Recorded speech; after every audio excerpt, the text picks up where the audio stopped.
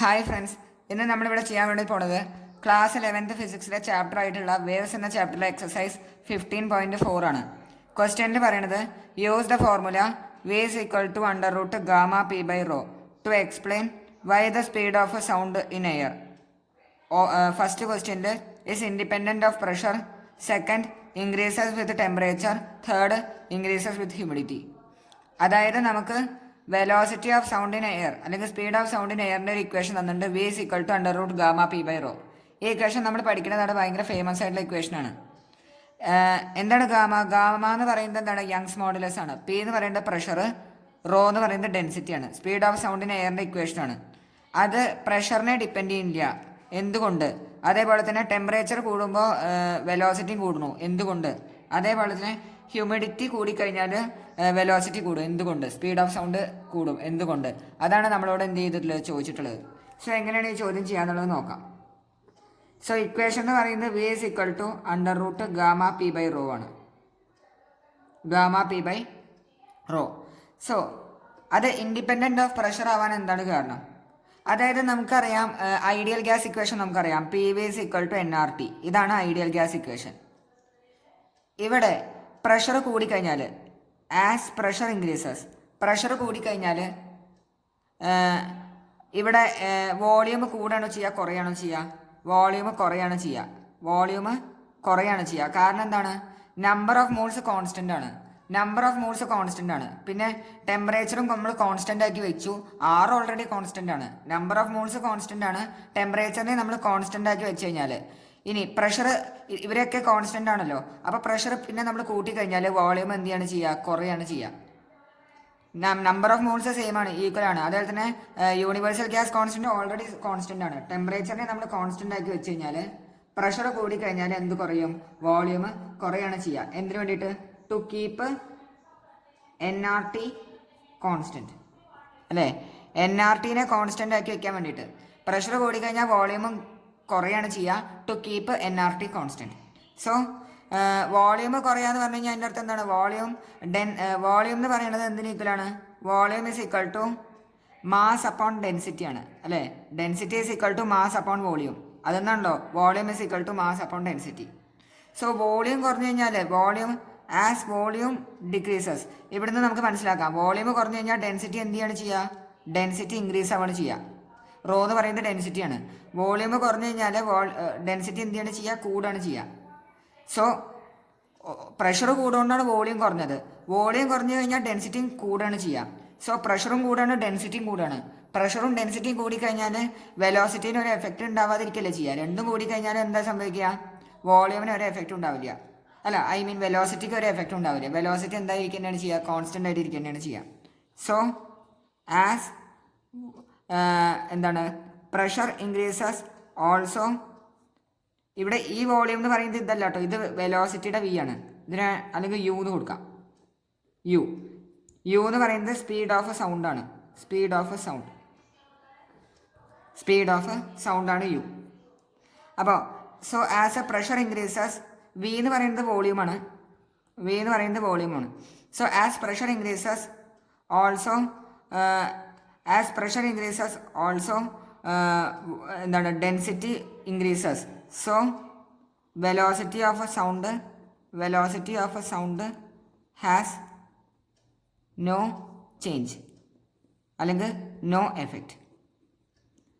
എല്ലാവർക്കും ഈ കാര്യം മനസ്സിലായെന്ന് വെച്ചേക്കണം. അത് കാരണം so it is independent of change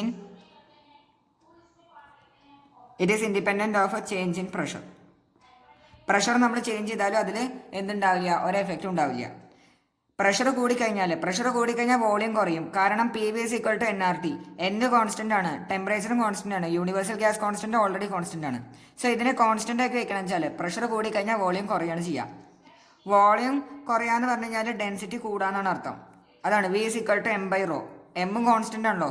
എമ്മും കോൺസ്റ്റന്റ് ആയിട്ട് വെച്ച് കഴിഞ്ഞാൽ വി കുറഞ്ഞു കഴിഞ്ഞാൽ ഡെൻസിറ്റി കൂടാണ് ചെയ്യുക.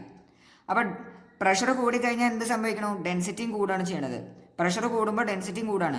അത് കാരണം വെലോസിറ്റി ഓഫ് സൗണ്ടിന് ഒരു എഫക്റ്റ് ഉണ്ടാവില്ല. കാരണം ഇത് രണ്ടും എന്ത് ചെയ്ത് പോവും? പരസ്പരം കമ്പൻസേറ്റ് ചെയ്ത് പോവും. അത് കാരണം എന്താണ് വെലോസിറ്റി ഓഫ് സൗണ്ടിന് ഒരു എഫക്റ്റ് ഉണ്ടാവില്ല. എല്ലാവർക്കും ഫസ്റ്റ് പാർട്ട് മനസ്സിലായെന്ന് വിചാരിക്കണം. സെക്കൻഡ് പാർട്ടിൽ പറയണത് ഇൻക്രീസസ് വിത്ത് ടെമ്പറേച്ചർ എന്നാണ്.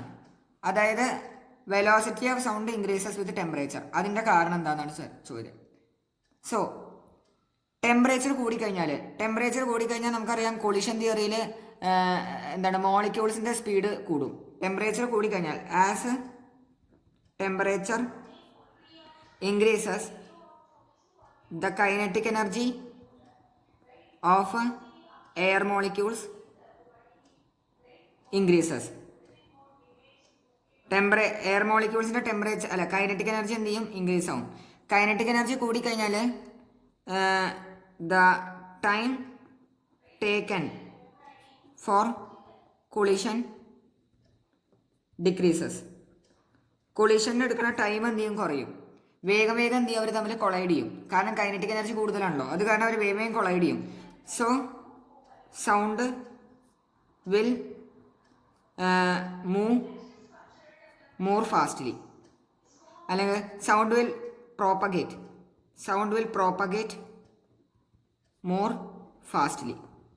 സൗണ്ട് വേഗം എന്ത് ചെയ്യും? പ്രോപ്പഗേറ്റ് ചെയ്യും. അതാണ് അതിൻ്റെ കാരണം. ടെമ്പറേച്ചർ കൂടിക്കഴിഞ്ഞാൽ kinetic energy of air molecule കൂടും. അത് കൂടിക്കഴിഞ്ഞാൽ കൊളിഷന് വേണ്ടിയിട്ടുള്ള ടൈം കുറയും. കൂടുതൽ കൊളിഷൻസ് കുറച്ച് സമയം കൊണ്ട് നടക്കും. അത് കാരണം സൗണ്ട് എന്ത് ചെയ്യും? വേഗം പ്രോപ്പഗേറ്റ് ആവും. ഇതാണ് ഇതിൻ്റെ റീസൺ ആയിട്ട് എഴുതേണ്ടത്. സി പാർട്ടിൽ ചോദിച്ചിട്ടുള്ളത് ഇൻക്രീസസ് വിത്ത് ഹ്യൂമിഡിറ്റി എന്നാണ്.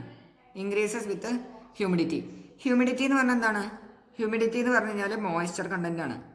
ഹ്യൂമിഡിറ്റി എന്ന് പറഞ്ഞു കഴിഞ്ഞാൽ മോയ്സ്ചർ കണ്ടന്റിനെയാണ് നമ്മൾ എന്ത് വിളിക്കുക? ഹ്യൂമിഡിറ്റി കൂടിക്കഴിഞ്ഞാൽ ആസ് ഹ്യൂമിഡിറ്റി ഇൻക്രീസസ്. ഹ്യൂമിഡിറ്റി കൂടിക്കഴിഞ്ഞാൽ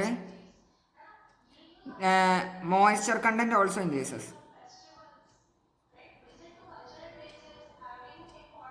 അതായത് എന്താണ് നമ്മുടെ എൻവിറോൺമെൻറ്റിലുള്ള വാട്ടർ മോളിക്യൂൾസിൻ്റെ എമൗണ്ട് എന്ത് ചെയ്യും? കൂടും. എൻവിറോൺമെൻറ്റിൽ അല്ലെങ്കിൽ അറ്റ്മോസ്ഫിയറിലുള്ള എമൗണ്ട് ഓഫ് വാട്ടർ കണ്ടന്റ് കൂടും. അങ്ങനെ എമൗണ്ട് ഓഫ് വാട്ടർ കണ്ടന്റ് കൂടിക്കഴിഞ്ഞാൽ നമ്മൾ രണ്ട് എയർ ആണല്ലോ ഉള്ളത്. ഡ്രൈ എയറും ഉണ്ട്, അതേപോലെ തന്നെ മോയിസ്റ്റ് എയറും ഉണ്ട്. ഡ്രൈ എയറും ഉണ്ട്, അതേപോലെ തന്നെ മോയിസ്റ്റ് എയറും ഉണ്ട്. ഡ്രൈ എയറുണ്ട്, മോയിസ്റ്റ് എയറും ഉണ്ട്. ഡ്രൈ എയറിൻ്റെ മോളിക്കുലാർ വെയിറ്റ് എന്ന് പറയുന്നത് 29 ഗ്രാം പെർ മോളാണ്. അതേസമയം മോയിസ്റ്റ് എയറിൻ്റെ മോളിക്കുലാർ വെയിറ്റ് എന്ന് പറയുന്നത് വെറും 18 ഗ്രാം പെർ മോളാണുള്ളൂ. സോ അപ്പോൾ ഇതിൻ്റെ മോളിക്കുലാർ വെയിറ്റ് എന്ന് പറയുന്നത് ഇനി അധികമാണ്. ഇതിൻ്റെ മോളിക്കുലാർ വെയിറ്റ് കുറവാണ്. ഈ V = √Γ P ബൈ റോൻ്റെ വേറൊരു ഇക്വേഷൻ ഉണ്ട്. V = √Γ/RT/m. ഇതും ഭയങ്കര ഇമ്പോർട്ടൻ്റ് ആണ്. ഇവിടെ കണ്ടോ, M എന്ന് പറയുന്നത് എന്താണ്? മോളാർ മാസ് ആണ്. സ്പീഡ് ഓഫ് സൗണ്ട് എന്തിന് ഇൻവേഴ്സ്ലി പ്രൊപ്പോർഷണൽ ആണ്? എമ്മിന് ഇൻവേഴ്സ്ലി പ്രൊപ്പോർഷണൽ ആണ്. സ്പീഡ് ഓഫ് സൗണ്ട് എമ്മിന് ഇൻവേഴ്സ്ലി പ്രൊപ്പോർഷണൽ ആണ്. സോ മോളാർ മാസ് കൂടിയതിന് എന്തുണ്ടാവുക? വെലോസിറ്റി കുറവായിരിക്കും ഉണ്ടാവുക.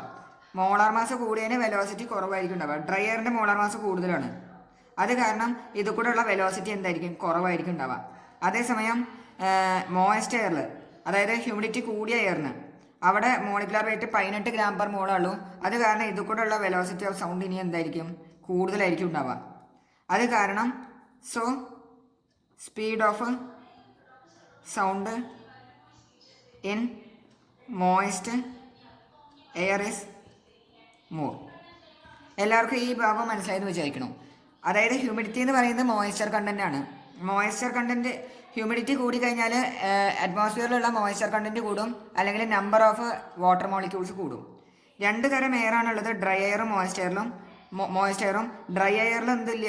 വാട്ടർ മോളിക്യൂൾസ് ഇല്ല. മോയിസ്റ്റ് എയറിൽ വാട്ടർ മോളിക്യൂൾസ് ഉണ്ട്. ഡ്രൈ എയറിൻ്റെ മോളിക്കുലാർ വെയിറ്റ് 28 ഗ്രാം പെർ മോളാണ്. മോയിസ്റ്റ് എയറിൻ്റെ ഇനി അധികമാണ്. നമ്മൾ വിചാരിക്കുക പക്ഷേ എന്താണ് മോയിസ്റ്റ് എയറിലുള്ള കൂടുതലാണുള്ള വാട്ടർ മോളിക്യൂൾസ്. അത് കാരണം അവിടെ കൂടുതൽ മാസ് ആവും എന്നാണ് നമ്മൾ വിചാരിക്കുക. ശരിക്കും അതല്ല സംഭവിക്കുന്നത്. ഇവിടെ മോളിക്കുലാർ വെയിറ്റ് ഇനിയും കുറവാണ്, ഇവിടെയാണ് അധികം. സോ ഇതിൻ്റെ വേറൊരു മോഡിഫൈഡ് ഇക്വേഷനാണ് ഇത്. V = √Γ/RT/m. ഇവിടെ ഇത് കണ്ടോ, വെലോസിറ്റി ഓഫ് സൗണ്ട് മോളാർ മാസിന് ഇൻവേഴ്സ്ലി പ്രൊപ്പോർഷനാണ്.